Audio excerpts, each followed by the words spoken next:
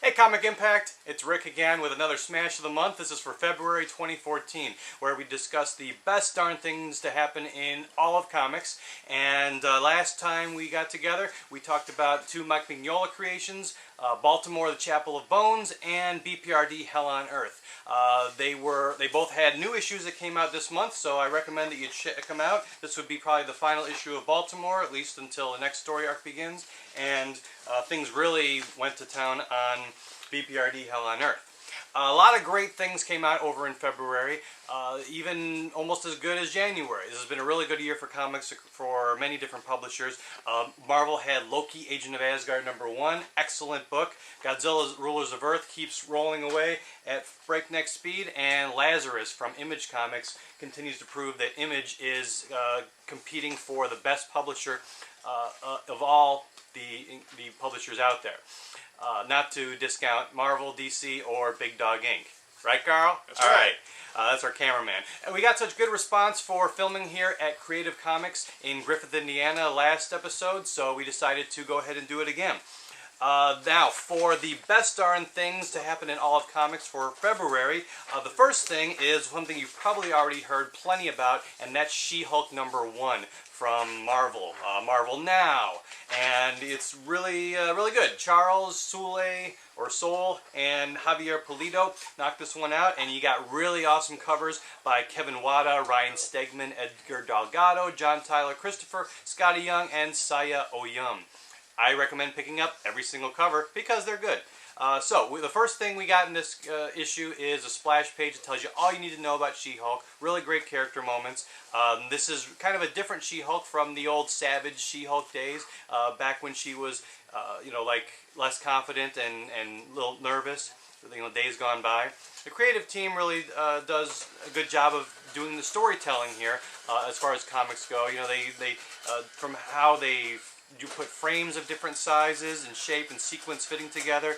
Really good storytelling using of graphics, lettering, shapes, and colors. They set the mood, achieve movement, and gives you a real well-rounded story with, legal affairs. You wouldn't think that would be interesting for a comic book, but it really is. And superheroes and villains, colorful characters, and the start of a new chapter in She-Hulk's life. No spoilers there, but it literally starts a new chapter. And it's not just another book with a superhero fighting off bad guys. It doesn't get too serious, but you really want to check it out because it's everything about comics that makes comics fun. Now, the other book that tied for best darn thing of the month for comics is The Superior Foes of Spider-Man.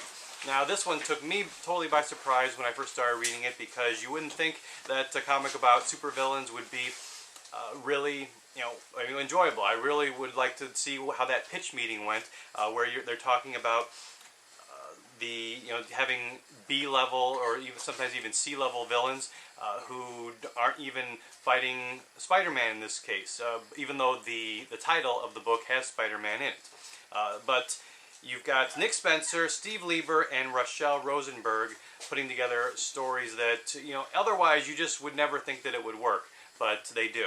You got, for example, Shocker bickering with the disembodied head of Silvio Silvermane, and Speed Demon running around. He's got a busted foot, so he has to have a rollerblade on one foot. And you got the band of supervillains we've been following. They're all kind of dealing with the fact that they've been hitting on the new Beetle, the female member of their group, this whole time. But now they're scared of her because turns out that she's the daughter of Tombstone. Spoiler alert. And so you top it all off with Boomerang, our chief protagonist. He spends a lot of the issue half in dream sequence and half smarting off, while Chameleon's goons beat him senseless while looking for the head of Silvermane, which he doesn't have. But while all the time he's hoping that they don't find his most prized possession, again, spoiler alert, the portrait of Dr. Doom's face, which so far has been a pretty cool plot point, which surprised you. Anyway, Fred Myers, Boomerang, he has these dream sequences in the issue. Dream sequences usually suck, but in this case they really pull it off good. They're not only funny, but they actually contribute to the story with concise representations of his subconscious deliberations. and then, for example, when he confesses to his prospective girlfriend about being a supervillain, he has he has this moment where he's like, "What if I told you that I was a superhero?" She'd be like, "Oh wow, that's pretty cool." And she says, and he says, "Well, hey, how about if I was a supervillain?" And she's, "Oh, what? Oh, that's not exactly unattractive." So she kind of is into it a little bit. So it kind of humanizes these villains in a big way. You got one memorable scene from an earlier issue is when Ex-Beetle, who now is Mach 5 or Mach 7 or one of those guys, he's actually Boomerang's parole officer, and he's giving Boomerang a little speech about going straight and everything, and he wants to give a little quip line as he exits the building, but his wings are so big that they can't fit through the window, so he keeps trying to move through the window over and over again while he gives these one-liners, and he finally runs out, and then he just ends up walking out the front door. So there's events, they're working their way into ahead in this story, and I really don't want to see it end because it's really engaging and it's extremely funny. This is one of those books where I can't wait for the next issue every month. And somehow Spencer has taken this world of supervillainy and focused on these 5 ne'er-do-wells that actually, we never cared about before, and make us really do care about them. Not really like them, but we kind of get invested in their foibles.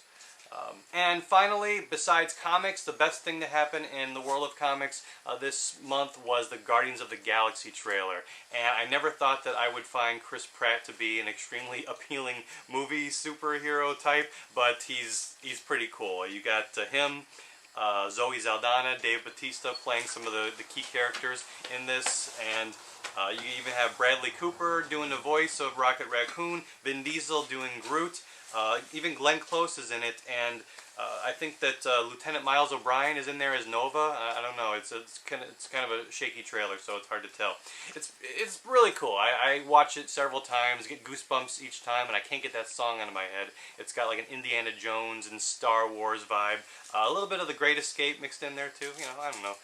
But it's absolutely nothing like the extra scene we saw in the Thor 2 trailer, so if you got a bad taste in your mouth from that, you definitely want to check out the Guardians trailer, and I'm really looking forward to seeing this.